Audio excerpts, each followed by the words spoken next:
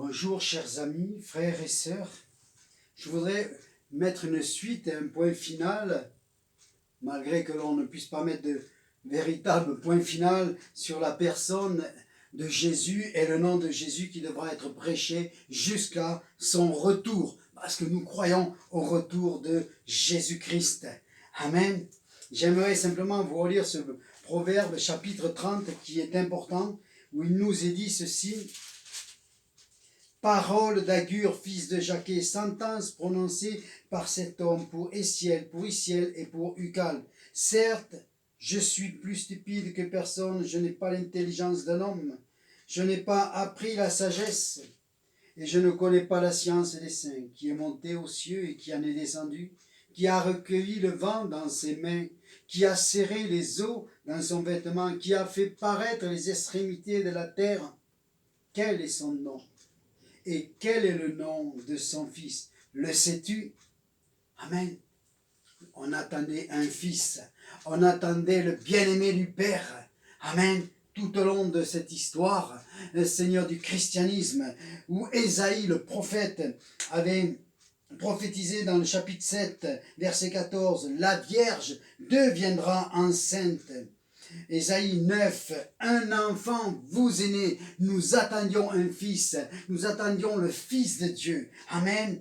Et il est dit que l'ange, quand il va rencontrer Marie, il va lui dire, voici, tu deviendras enceinte et tu enfanteras un fils et tu lui donneras le nom de Jésus. Amen. Voilà le nom qui est au-dessus de tout nom, le nom qui libère. Amen. Le nom qui nous révèle toute la vérité sur nous-mêmes, mais sur la création et sur le ciel où il nous a préparé une place, comme il le dira lui-même.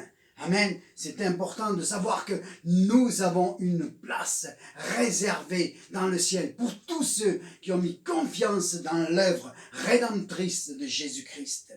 Luc chapitre 2 verset 11 nous dit, c'est pourquoi aujourd'hui dans la ville de David, il vous est né un sauveur qui est le Christ, le Seigneur. Amen. Christ, le Seigneur, le roi des rois. Amen. Il y a des rois, il y a eu des empereurs, il y aura des présidents, il y aura toutes sortes d'individus qui vont venir. Mais un seul est le roi des rois, le Seigneur des seigneurs, créateur du ciel et de la terre. Tout a été créé par lui et pour lui. Amen. Et c'est cela, la vérité dans laquelle nous devons croire. Un jour, Jésus va poser des questions à ses disciples. Nous trouvons ça dans chapitre 16 de Matthieu.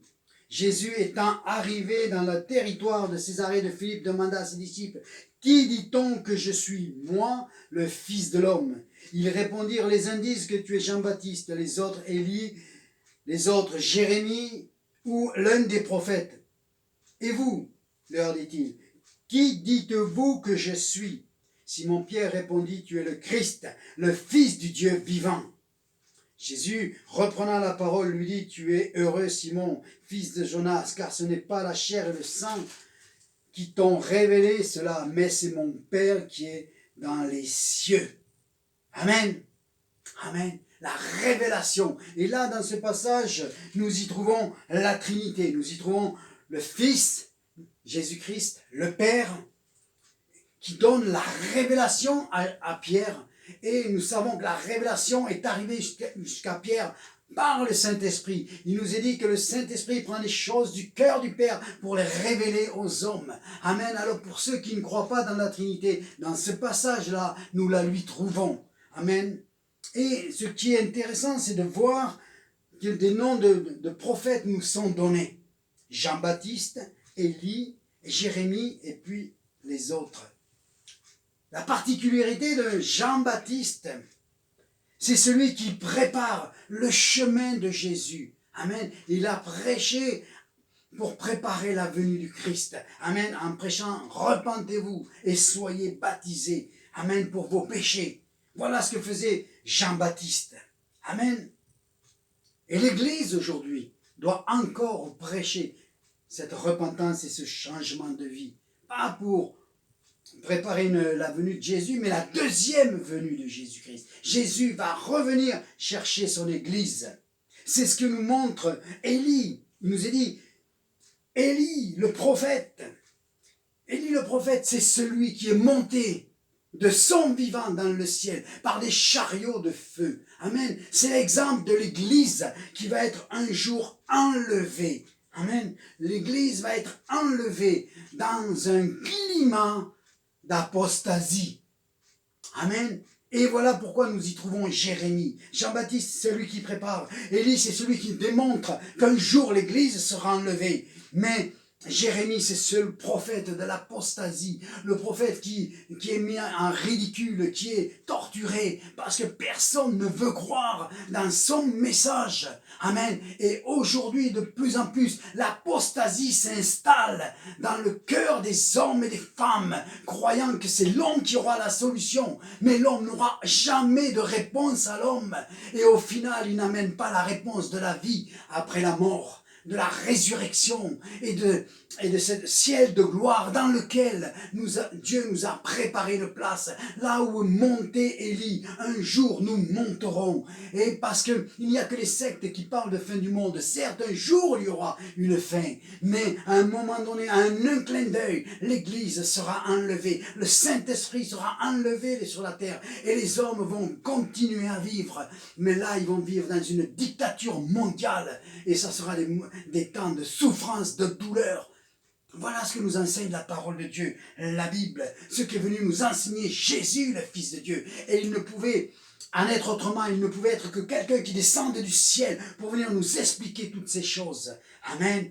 Parce que Dieu est l'alpha et l'oméga, le début et la fin. Donc Jésus est venu nous parler de la fin. Amen. Ça, c'est important. Et aujourd'hui, les prophètes ont pour mission, je le répète, ont pour mission de ramener l'Église vers Dieu, à travers un changement de vie, à travers une repentance profonde, une consécration, une mise à part, afin de nous préparer à la rencontre de Jésus-Christ.